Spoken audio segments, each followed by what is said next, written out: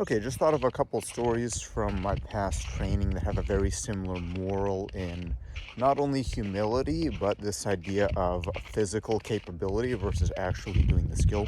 So, the first story, I'm pretty sure I was a senior in college at this point, so I had a few years of training under my belt in backyard martial arts, capoeira, cheerleading, tumbling, calisthenics, ring strength, and I haven't been exposed to too many outside influences at this point, so I'm probably more full of my skills than I should be, because this is still Ohio, of course, and there's not a lot of other people that do this kind of thing. But essentially, me and a couple other friends who do similar kind of training, we would go out to my friend's college, which is about an hour drive, because they had an acro club where they laid out mats, and gyms were scarce at this point, so sometimes you got to drive pretty far just to find some mats to train on. That's the way it was. And we did our flips, we did all of that, and at the same gym there was a guy who was doing some kind of grappling club demonstration. I don't know if they were focused more on wrestling or jiu-jitsu or what, but essentially you had to sign a waiver and then you could roll with this guy. So here's my thought, like, yeah, why not, right? I've done martial arts, I can do planche, I can do flips, I can do all this stuff, I'm athletic. Like, yeah, I probably won't beat him, but I'll probably do okay because of my abilities. So, right, sign the waiver, handshake, and it was very humbling because I got absolutely owned. He would take me to the ground and tap me out within seconds. And again, it was a good lesson because despite my athleticism in certain areas and physical capabilities, I didn't really have any wrestling or jiu-jitsu experience, and I got humbled very quickly by someone who did. Great lesson.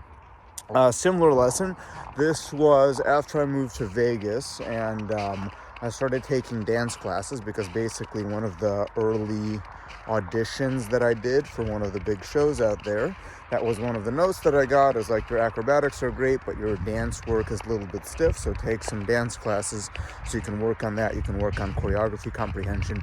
So I started taking dance classes, and I had, again, kind of similar thoughts. I'm thinking, like, I can do the splits, my legs are strong, I can jump, I can point my toes, like, yeah, I'll pick this up quick. No problem, right? Yes, problem. It was a problem.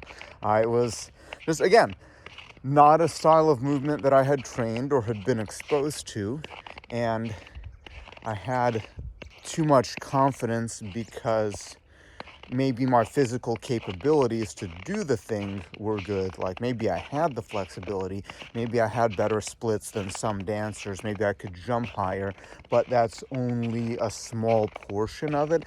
In reality, there's so much technique, and that technique is very difficult, and obviously it's something that dancers work on for years. Same thing with jiu-jitsu and wrestling. So the moral of the story here, and again, I got humbled, but eventually I took more classes and appreciated the difficulty that it was. And I never moved like a dancer, but I did end up improving a lot and also understanding where I needed to improve. So the common denominator here, and it's just a good thing to understand, is having the capacity to do the thing is not the same as actually doing it. And it's good not to get the two confused. Like, yes, physical conditioning is absolutely important. And it's also a question that I get from people sometimes about, like, oh, this thing requires strength. Maybe I just need to focus on strength and conditioning and flexibility, and then I can do it. The reality is that you can probably start doing it and then continue working on your strength at the same time, because the skill is the skill. And even if the skill involves a certain amount of strength, there is no substitute for actually getting the experience and the repetitions in your body of doing the thing. So, yeah, really important to understand. No matter how strong or physically capable you are, you will get humbled when you actually do the thing that requires years of technique work to understand. So those are my thoughts for today. Hopefully you've followed along this far. If you have, I appreciate it.